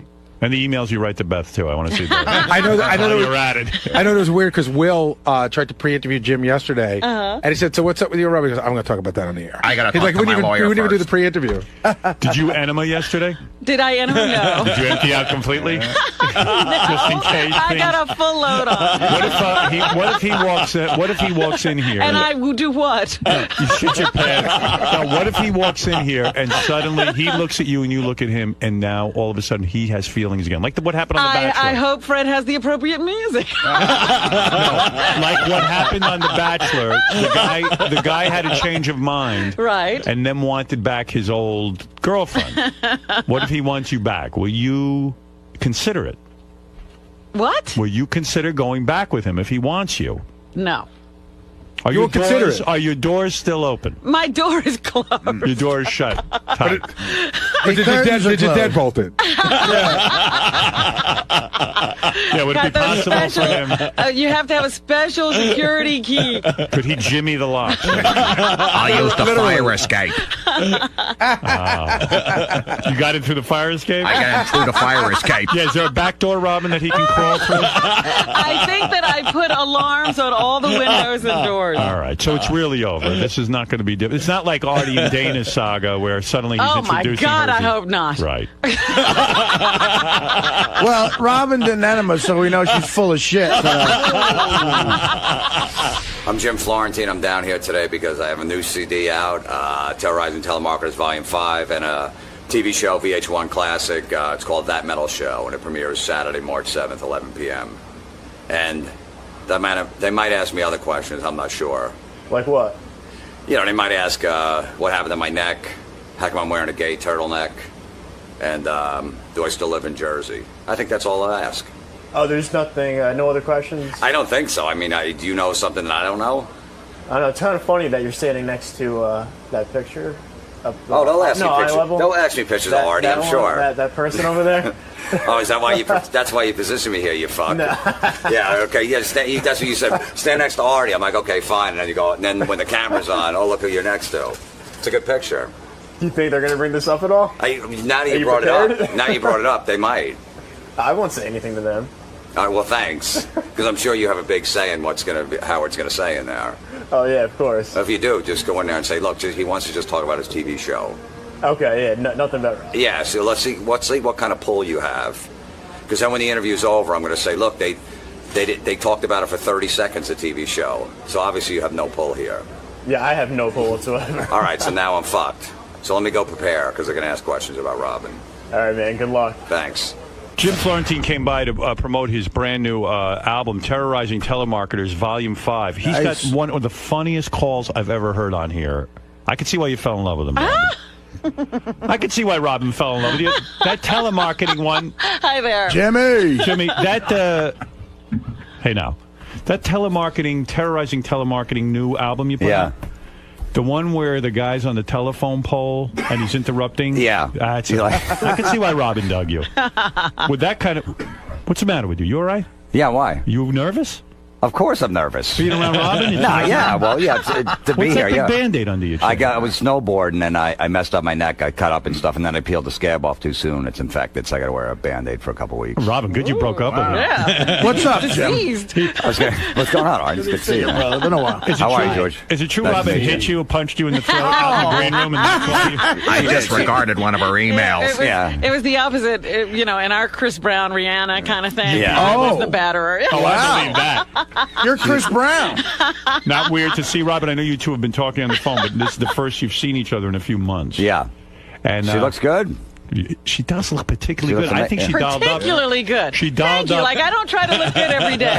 There's something going on today. What did I do? Tell me what's different today. You're sparkling. You look really cute. The hairdo. What, I put on sparkles?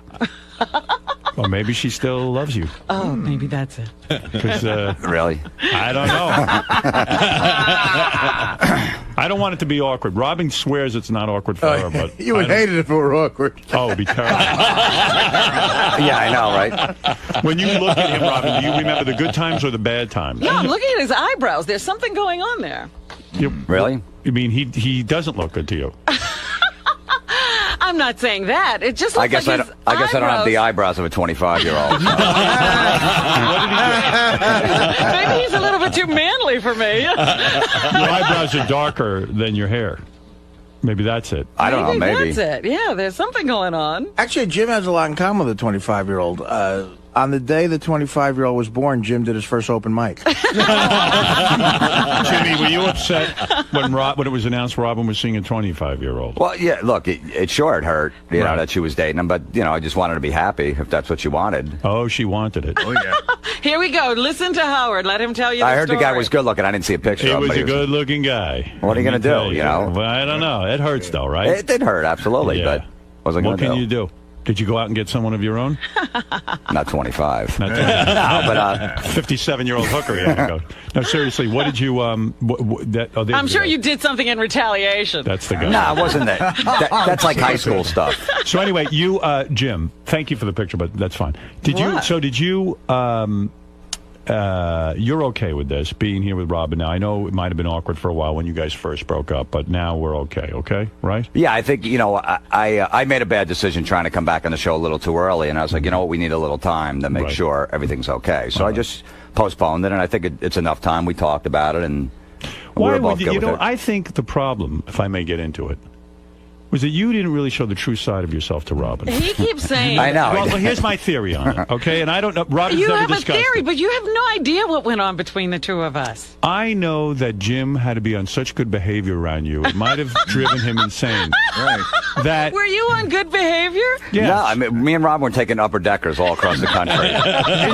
You never met his best friend, Crackfinger. That's your best friend? He's definitely up there, yeah. And like, he's in the top three. Why didn't I ever meet him? Yeah, why? He just wasn't around, I guess, at the time. And he's Is that an the case, or well, you he's were an acquired taste. He definitely is. You gotta. So you shielded me from him. Well, yeah, I gotta know somebody a little while before I bring Crackfinger around. How long? We knew each other a long time. Yeah, but he has to be with his 40 wife. years. If he's with his wife, he won't stick his finger in his ass. So This guy, you know how this guy Crackfinger got his. You see, this. Let me make my point, and I think you'll agree with me. This guy Crackfinger, who's Jim's best friend. Okay. They go to a party, people get drunk. Crackfinger waits for them to all pass out drunk. He takes his finger and sticks it up his own asshole. He takes his dirty finger and smears it on their teeth and their gums while they're passed out. well, under the nose first, like a smelling salt. Right. And then if they don't respond, then he rubs it in the gums. Yeah, you don't want to get caught in the mouth with And my point, Robin, your crack hand. and maybe you will buy into this, all jokes aside, if you can't meet Crackfinger, for whatever's in his head that you somehow can't handle Crackfinger, then how can you be the girl for him? Because he feels so much pressure to please Well, you. you're probably right. Right? I mean, he should You're have probably right. He should have brought Crackfinger around. Or not. Well, I'm saying if you were going to be in a relationship. No, I was afraid Rob might take a cat nap and they might get her with Crackfinger. I'm a 300-pound slob. I don't want Crackfinger around. He did this really funny thing. They had a card game for the Super Bowl. They were outside playing. He goes, look, if anyone puts their beer on the table because it's going to get wet from the moisture and it's going to mess the cards up, I'm going to piss on them. Okay. And everyone's like, okay, fine. He goes, seriously, I'm going to piss on anybody that does that. After the first hand, he puts his own beer on the table. You put it on? He goes, fine. He takes his dick out and pissed on himself. Sat there and pissed on himself. The man of his word. Yeah, exactly. Is this guy insane? No, I mean, he's married with 2 kids. Is he a big guy? No, he's just a normal looking guy, But But if Robin couldn't meet Crackfinger. So, I mean, Howard is right. Yeah. You didn't feel comfortable with me in your Eventually, life. it's not someone you bring around in the beginning. You wait a little while. I'm sure you have friends like that. You don't want to bring around Beth at first, right? But you need a girl who is going to accept Crackfinger. Now, I think Robin What could girl have accepted. would? I think Robin could have. He didn't give Robin the chance to He accept didn't trust Crackfinger. me, Howard. Robin might have said, that Crackfinger is hysterical. I love when he does the smelling salts routine. Or he pisses his pants. I mean, who knows, Robin? You know what I mean? In other words, He didn't try. He didn't try. He didn't try. And I'm here to say, on Robin's behalf, and I know I speak for her, you can be comfortable showing Robin Crackfinger. Well, it's a little She can late handle now. it. It's a little late. I don't care to meet Crackfinger. Are you like The Bachelor? Do you watch the show The Bachelor? I doubt it. You're a real man. But you're not a half woman like me. But on The Bachelor, he got confused. He broke up with one of the women. He chose the other woman to be his wife. And then he changed his mind. And now he went back to the woman. Is there a chance that you are going to try today to win Robin back? Is there any chance that could happen today after seeing... After all the Crackfinger talk, it's probably not going to happen. So you two are done. Robin says it's over. There's no way I don't know. you can get back Can't predict the future. Right. You know what I mean? I don't know what happens down the road. I think we got a good friendship now, and we'll see where it goes. Right. You never say never. You thought you were never going to get married again, but it happened. You two genuinely like each other, though, right? Do you like him? Yes. You do Yes. like him. The only thing He's becoming one of my best friends. That's crazy. I know. And he you'll- still won't introduce me to Crackfinger. I will now. You're not trying to woo Robin. Why not introduce her to If she wants to meet him, that's fine. I just wouldn't shake his hand because I know where his fingers have been. I feel Robin should be invited to some sort of gathering where Crackfinger is there. And she should meet Crackfinger and see how she does with it. So an AA meeting? As a man who's been around Robin a long time, she'll surprise you. She's very resilient where you think maybe she would not be up to something.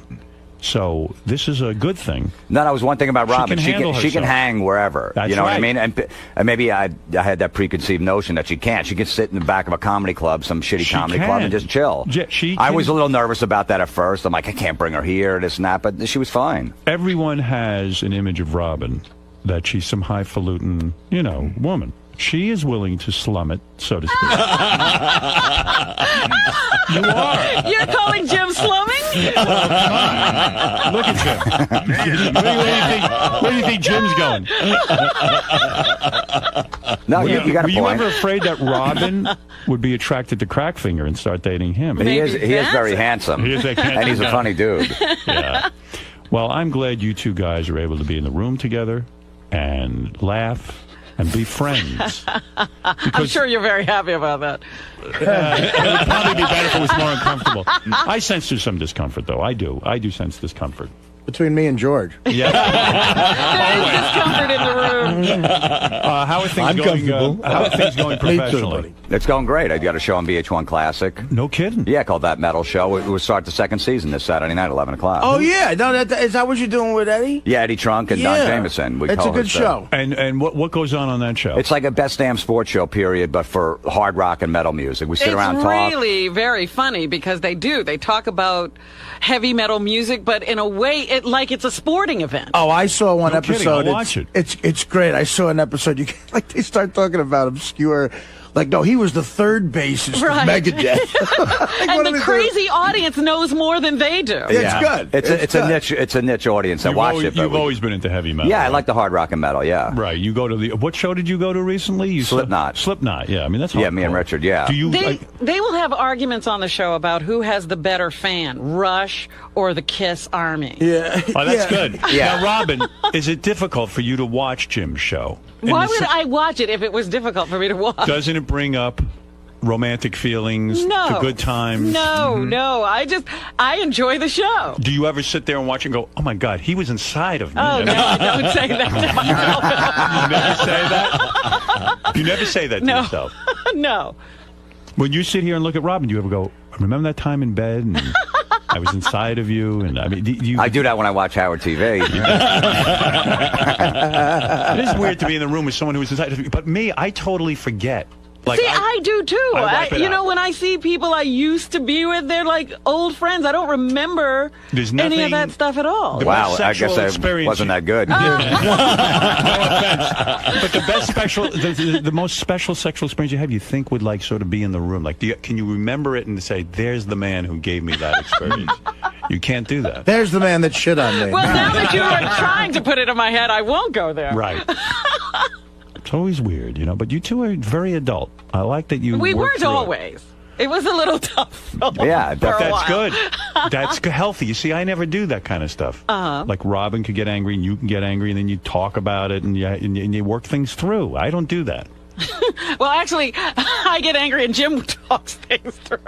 You don't give up on her. No, I don't. I mean, yeah, avoid her? There was a point where I was I just said, look, I'm sorry, and I guess we're not going to be friends. And yeah, it was at one point it was bad. You like to be friends with the people. Yeah, I'd like to. You have a relationship with somebody. I just don't like to cut him off and never see him again. I feel you're a very sensitive guy. I do feel he's a sensitive guy. He is. Mm-hmm. He does care about people. He's got a big heart. I care about Artie a lot, man. You worried about Artie? Yeah, absolutely. Jim is a good friend to me. He always has been. What do you mean? Why don't you take his calls? What? Is that right, Robin? I don't take anybody's calls. Artie doesn't take Jim's No, calls? it's I'm too expensive for him as an opener. You know what I mean? When you start moving up, it's like... All right. Well, first of all, I thought we were working together a couple weeks ago, and then you were on the road or something. No, I know. I'm going to do some shows with him. Yeah. No, but I am there. Absolutely. Look, you don't want to, Well, and he's headlining himself, too, all over the place, so... Who has the bigger fans? Who has the better fans? Kiss Army or Rush? Or Rush? I would say probably Rush. I disagree. I was never a huge Kiss fan. I never really got it. I never got it. I never got didn't Kiss. either. Me neither. I like the stuff, but I never got it. I consider that more theatrical kind of stuff. But the Kiss Army, unless I'm wrong, They seem to have made Gene Simmons the richest man in America. They seem to buy whatever shit he all puts that out. crap, yeah. They seem to follow Kiss around, and they really are, ecstatic over them. I don't really know too many Rush. What do you Army. know about Rush fans? Nothing. Nothing. I mean, I don't even know any Rush. But that's why you don't have to be a hardcore fan of metal to like the show, because the arguments are just so entertaining. And then you see these guys from, what is it, the 80s they were big? Yeah. Right. They are still dressing the same way. It's the funny, it looks like Halloween, that show. So why do you think Rush has the better fans? I never got the Kiss thing, so that's why I said Rush. Oh, I see. But to me, either crowd doesn't get any chicks at their shows. Right. But how do you evaluate the better fan? I do it by the fact that they support Kiss, and no matter they put out a casket and people buy it. Well, also Rush, hasn't been played on the radio. They put out an album every year, and they sell out like 2-3 nights at the Garden all the time. I see. And you're like, they're still around, but they got hardcore fans too. They got Geddy Lee. I mean, they don't just sell all their shit either. What is your fascination with Oz from Stryper? What is that all about? Do you ever discuss? No, I like that band Stryper. Richard likes them too, yeah. Do you ever discuss that with Robin, or do you leave her out of that? And we never got to that. That's my point with you and Robin. Look, we went to shows. We went to Van Halen. We saw Stone Temple Pilots. Was she fun when you brought her? Absolutely. Then what the hell's She was drinking beers. I like you two together. You know what I mean? What's the problem? Why are you two not together? You love the shows. You can take Robin anywhere. She's got the big cans. She's up for it sexually. Here we go. I know she's good in bed. I just know it. I don't even doubt it. Really, you think so? She doesn't like to blow you, but she'll definitely put out. No, you've admitted that. But she doesn't like to blow? She'll do it for you begrudgingly. She told me that. Okay. You did? You're right. You're absolutely right. Okay. Didn't you agree? I didn't see her make a face before. Like she was going to do the dishes. I feel like you two are perfect for each other. I don't know. It's upsetting to me. I really thought this was it, Robin. Well, you were wrong. I saw You've wedding been bells. wrong before. You saw wedding bells? I saw her walking down the aisle. You've been wrong before. I saw her walking down the aisle. I'm telling you. I feel bad for Fred too, because now he can't do the impression anymore. It really bothers Robin. Yeah, for a while I wanted to kill Fred. This is why I think Robin is still in love with you, because she can't even bear to hear Fred. No, do your I voice. like it. I always do. loved it, but for that moment that I was not so happy with him, it was a tough thing. People come to my shows, go, "Oh my God, your act isn't that dirty." I go, "So what do you mean?" He goes, "I hear you on Howard Stern every morning, and you're disgusting. The things you say are awful. I didn't want to come see you. My boyfriend dragged me here." I go, "That's not me." Well, would Crackfinger have been your best man if Robin and you did tie him? Well, I would have hoped that I would meet the best man. He probably, either that or one of my brothers. I'd probably bring Crackfinger in just because it's more interesting. I think Robin really liked your family. I think that was devastating for her, because she not only lost you, but she lost your entire family. Oh my God! Well, she only met him once, but no, I mean, I do have a close. I'm close with my family and stuff, and she did like that part that I was. She did like it. She liked that about you. Yeah, she liked you. I'm telling you. I think. I still like him. You do. It's not a past tense thing.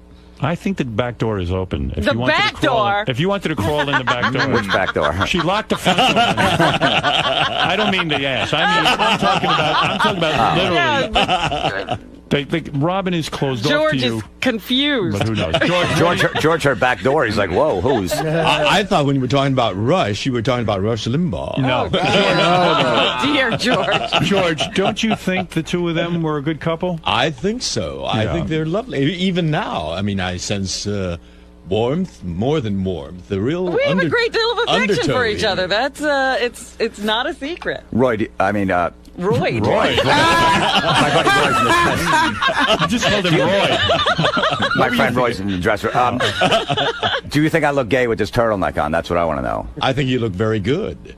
You look very. That means you look gay. That means gay. If he said that. You Well, look very good, Artie yeah. dressed in black yesterday too. I did, yeah. George, are you attracted to Jim as a man?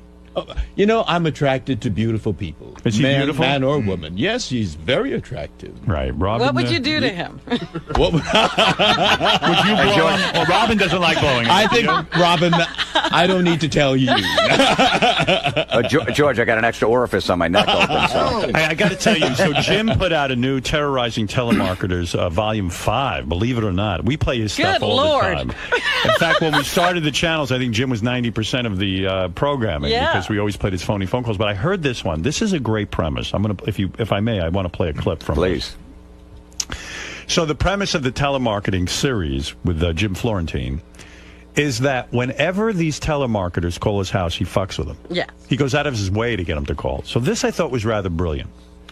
I feel a part of this because he was working on this while we were together. Oh, this is how he shows off to you. Yeah, she was in the creative process. I got a good call to her. I said, what was it? Yeah. And another cool element of this from like a production standpoint, it's not a pain in the ass because if they call you, you don't have to get permission from them, right? Technically, you don't have to, but, Right. you know, as long as you beep out name and company, we do, but, you know, because everybody could sue for everything. All right.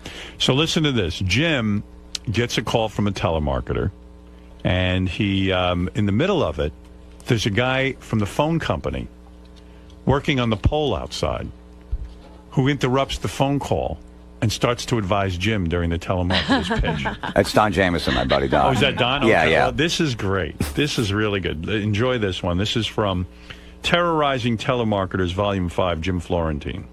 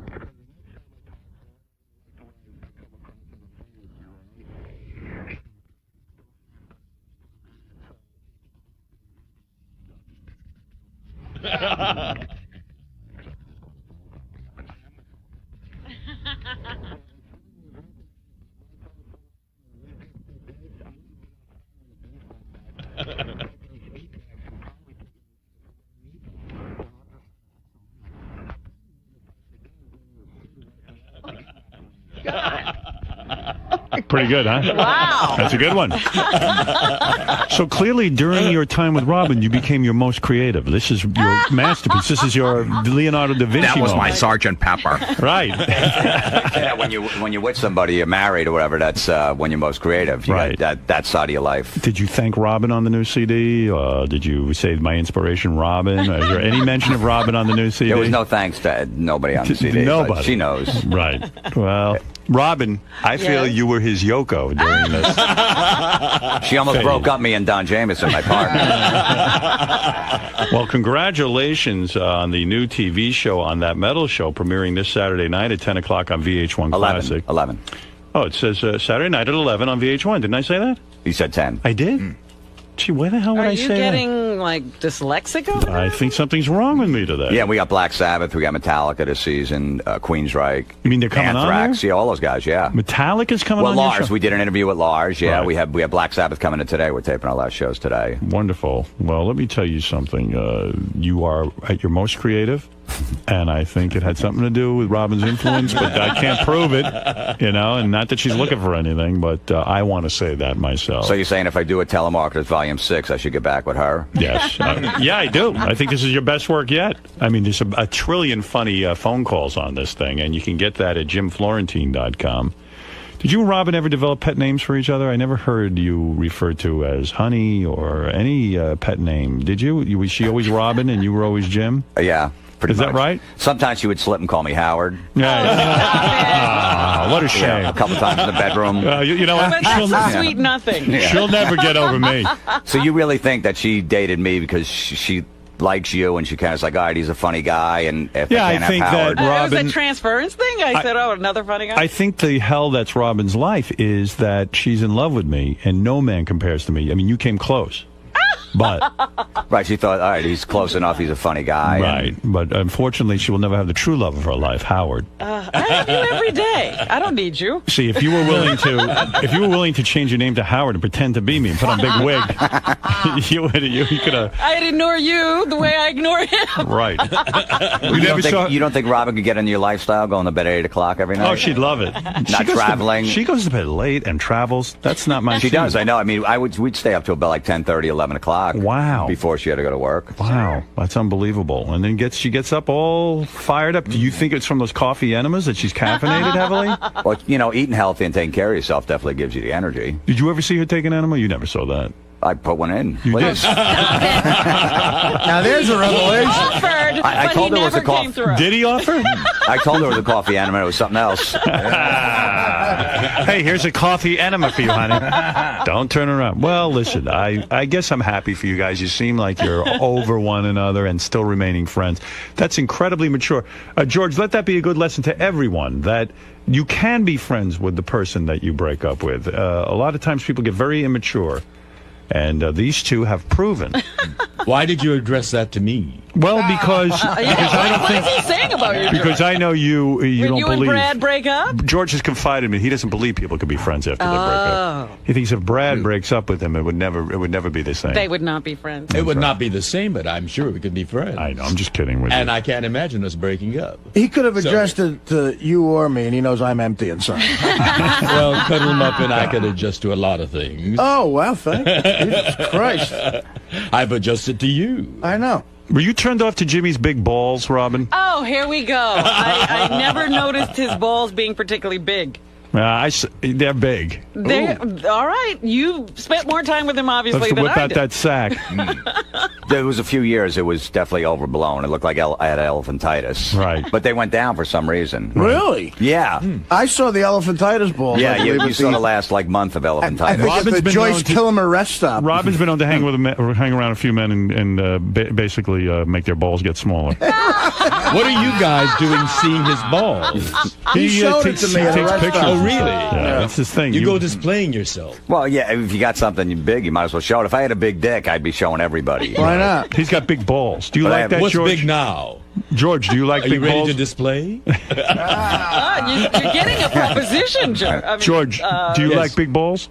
Well, it depends on who comes with it. Right. Okay. Well, like one was bigger than the other, so it was like that movie Twins, Schwarzenegger and DeVito. Oh, it was off balance. Yeah, the left one was bigger than the right for some It's reason. not aesthetically balanced. Irish John, you're on the air. Jim Florentine here and his new album, Terrorizing Telemarketers, Volume 5. Available now at jimflorentine.com. Go ahead. Good morning, Howard. Hey, Jim, I just wanted to say that metal show is excellent. That Van Halen skit you and Don Jameson did where you were outside the concert before the show pretending the band was talking to the fans, that was fucking hilarious. What'd you do?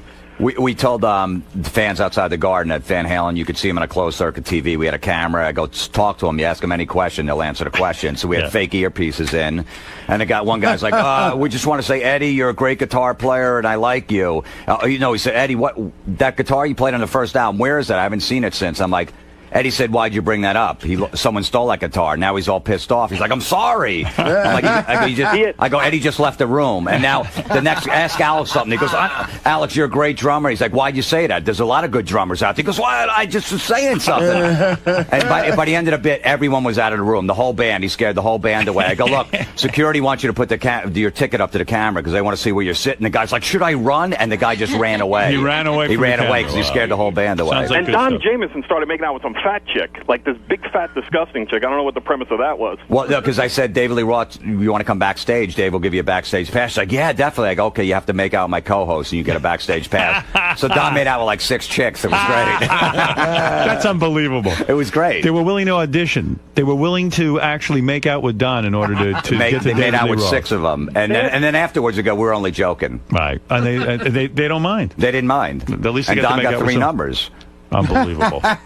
Well, listen, you're a funny guy. There's no question. It's a pleasure having Jim Florentine here. Robin, I could see why you fell in love with the guy. Hey, Howard, You're falling in love with him I've fallen in love with him myself. What is it, Irish John? Hey, Jim did a joke. I seen him in Nokia Theater, and he was talking about the dating sophisticated women and how the women can't figure out that a guy that makes fart jokes and has friends called Stinkfinger, how a relationship like that didn't work out. Was that written? Was Robin the inspiration? No. That was before. That sounds like a Robin inspired. No, I didn't. That wasn't my joke. No. Oh, did I tell her wrong? I was a little drunk. You never even said that. You heard something that didn't even get said? He said something about dating a woman and, how they don't understand how they can't get along with a guy who's so childish and tells fart jokes. All right, whatever. Who cares? Mark, go ahead. You're on the air. Peace and love, peace and love. Peace and love. Hey, Jim, is it true that once you go black, you never go back? No, that's not true. You went to white? No, I mean, I can. I mean... Who are you dating now? Nobody. I thought you said you had... In this economy? I heard you had sex since Robin. Where'd you hear that? I heard some things. I'm like, I'm only human. Listen, Robin, too. She has Robin too? What? Robin has had sex since Jim. All right, whatever you say. She Am I wrong or am I right? I didn't ask her about that. I don't discuss these things on the air anymore. Well, I'm with Jim. Don't, Robin, fuck his head up. Come on. You don't know how to play the game, do you? What game? I'm not playing any game. She does not know how to play. Jim's in here saying he's had sex. Well, look, you asked. I'm not going to lie to you. I'm saying, you get him back. I'm enjoying my life. That's all I will tell you. All right. Okay. So you think that she definitely has? Yeah, I know. Well, I don't know for sure, but I would say 99%. I'm pretty sure. Yeah, me too. Yeah. George? I'm not here enough to know. Come on, Fruity. I heard her singing, I'm going to wash that man right out of my hair, about 2 weeks after you guys broke up. Let's go to Jay. Jay, you're on the air. Hey, Howard. How you doing? Hey, brother. I actually have a bone to pick with Artie, but the reason I'm calling, I saw Jim in Atlantic City about 2 or 3 weeks ago. Great job, Jim. You're a funny man. Thanks. But just to let Robin know, he was with a blonde right before the show, and I must say, Robin, you definitely look better on Jim's arm, than that blonde did. This guy's saying that the blonde you were with, that Robin is hotter than this blonde. The blonde could have been my sister. I had family at the show. We had a bunch of friends. It could have been. You were at the Asian place right before the show. In the Showboat Casino. Were you at the show? You were not there? I don't know if the Asian place. Was there a lot of Asian? Don't say that in front of George. Massage parlor? Oh, no. Yeah. Yeah, the massage. Now, are you guys now good enough friends that you can talk about to each other in private who you're dating? I mean, are you guys, or is it still awkward to even bring that up? We haven't brought that up to each other. That hasn't been brought up. So you're not that good of friends. You can't confide in him. Hey, I'm seeing someone now, and the guy. If I was serious about somebody, I might do that. Sure. I see. Well, then there's still some tension there. There's no tension. Sure, there is. I'm sure he would tell me if he was seriously dating somebody. Yeah. Yeah. All right. Maybe. All right, listen. Check out Jim Florentine on that metal show. Obviously, Robin has. She tunes in for everything you're up to. You know what? He wouldn't even tell me what time it was on. I had to go find it myself. Well, it says here premiering this Saturday night at 11 o'clock. It's the second season. Yeah, but I'm talking about the first season. He's like, I got this show. I'm like, when is it going to be on? Nothing. Why wouldn't he tell you? I don't know. Why didn't you tell Robin? I don't remember why. It wasn't See, a that specific was the reason, problem no. with the relationship. No crack finger, and you won't even let her watch you on TV. I think when the show premiered, it was a little rough water then. You know what I mean? We're having a little tough time, so that's why I didn't want to throw it in. By the way, even though you're mad at me, my show's on this Saturday. Watch it. Don't you? That's not true. We weren't having a problem. No, well, I mean, we're just a little, I actually asked you, when is the show coming on? And he said he would not tell you. When he answered, he didn't even say anything about the show. I was like, geez, that was odd. What show? Why would you tell? I don't know. I was just making sure we were okay at that point. See, maybe that you were was so more nervous around her. You didn't know what to say. That was more like important. You had to be on guard all the time with Look, her. I didn't want to have I wanted to be friends with her and make sure everything was okay. So I was trying to work that out. I see. The last thing I want to do is, by the way, plug my show. Right. Well, but I mean, it's a private conversation. You're hardly plugging. Yeah, but I didn't want to just bring that up. Robin, we don't have any problems. My show's on Saturday. You got to see Twisted Sister's going to be on. I didn't want to do that. When is it coming on? When is it? What time is it on? Never said a word. Sometimes I don't hear everything. I don't understand that, Robin. I'm having trouble understanding that conflict. I don't get it. Like, I don't know what was going on with Yeah. him at the time. I said, well, geez, he doesn't want me to know. Okay. I think you make Jim very nervous. That was the problem with the relationship. No, I was never You had nervous to always around her. make sure. In the beginning, I was. The first couple of Right. dates, obviously, yeah. Right. But no, Yeah, I she's- used to say, you're afraid of me. He is, right? He's a little afraid of you. Well, yeah. I think he got over it. I was afraid of $800 bottles of wine. That I understand. That's a monster. Me too. Yeah, I mean that's a big decision. You're going to get back together. Robin and I $800 almost wine broke night. up over that. Jim's new album, Terror. We got through it, though. Hey, we did. We get through everything. And Jim's new album, Don't worry, honey, I ain't leaving you. Jim's new album, Terrorizing Telemarketers, Volume 5, is available at jimflorentine.com. You are a friend of the show. You are a friend of Robin's, of course. And I am so glad to see you. And that phone call is hysterical. And I can't wait to hear the rest of the album. Jim, that wasn't that bad, man, was it? No, it wasn't that bad. They did bring up stuff about Robin, which I was go surprised. figure, right? I didn't think that was going to come up. But thank God you warned me, and I was a little prepared. So how'd it go, man? It was fine, actually. It was. I thought it would be a lot more uncomfortable. Were you embarrassed at all, or? It was definitely, yeah, of course I was nervous being in there, yeah. It was, it was the first time seeing her in a while, and you never know what's going to be brought up. It's not like it's 5 prepared questions like a regular TV show, and you know that they're just going to stick with that. You don't know what end it's coming from. Someone's going to walk in and say something, So Howard was asking if you guys, if there's anything in the future maybe for you guys, if you could ever get back together. Well, I got a birthday coming up, so I'm hoping maybe she'll get me something. Oh, yeah? Yes, what can I do Robin, for you? now that Jim's gone, Yes. how was seeing Jim? How did it look to you? You didn't make too much eye contact with him. I noticed that. Oh, really? You were looking down a lot, or at your I computer. do that. Did I do something different with Jim than I do with other guests? I guess not, but Then that would be your answer. It was just like it having was just any like other anyone. guest. That can't be true. Why not? Because you guys have a past.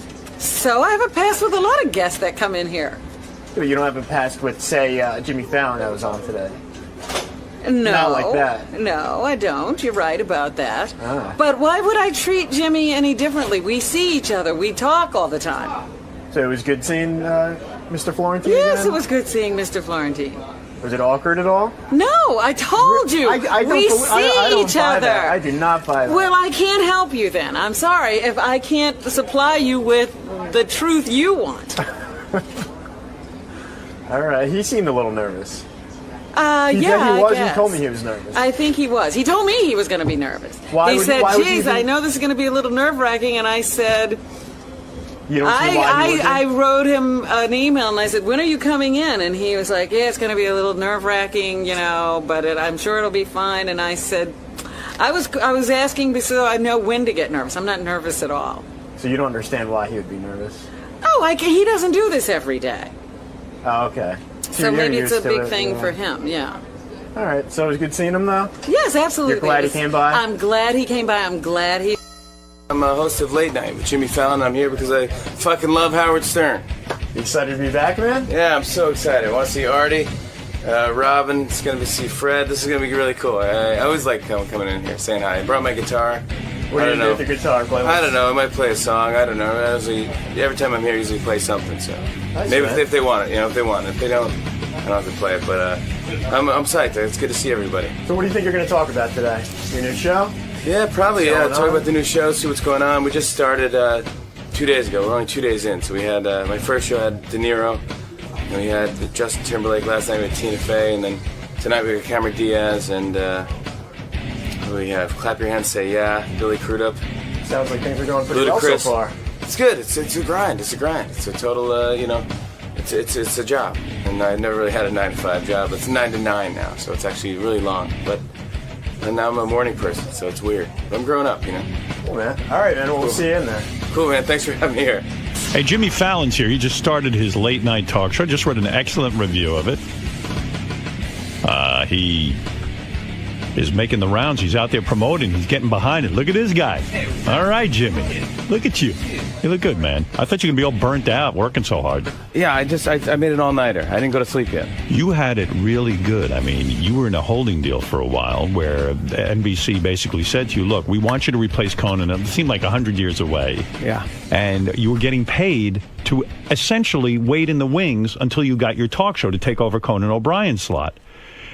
But now it's here and you actually have to work. I know it's bullshit now. Now I'm upset. Wasn't the announcement in a way more fun than the actual doing the show? The doing the show is the drudgery, right? It's becoming a job now, yeah Yeah, which it I didn't is. realize. I was talking to Tina last night. She was like, because she's working hard on 30 Rock. Right. And she was like, do you realize how easy we had it when we were on Saturday Night Live? Yeah, and we right. were complaining about it like we were dumb. Like we were like, oh, here we go, another week. It's true. On Saturday Night Live, you have this ensemble, and you don't work have all to... week, and then you only go on the air on Saturday, and so then you do the big show Saturday, and then Sunday you have off. Monday you come in at 3 p.m. It's kind of easy compared to a day-to-day job. In a way, after Saturday Night Live, there's like two groups. There's a group of guys who excel, like Adam Sandler becomes this big thing, and Tracy Morgan's on 30 Rock, Tina Fey becomes big, whatever. And then there's another group that just kind of fades away. And I would think the big pressure now is really on not to fade away. You got to do movies, you got to do a talk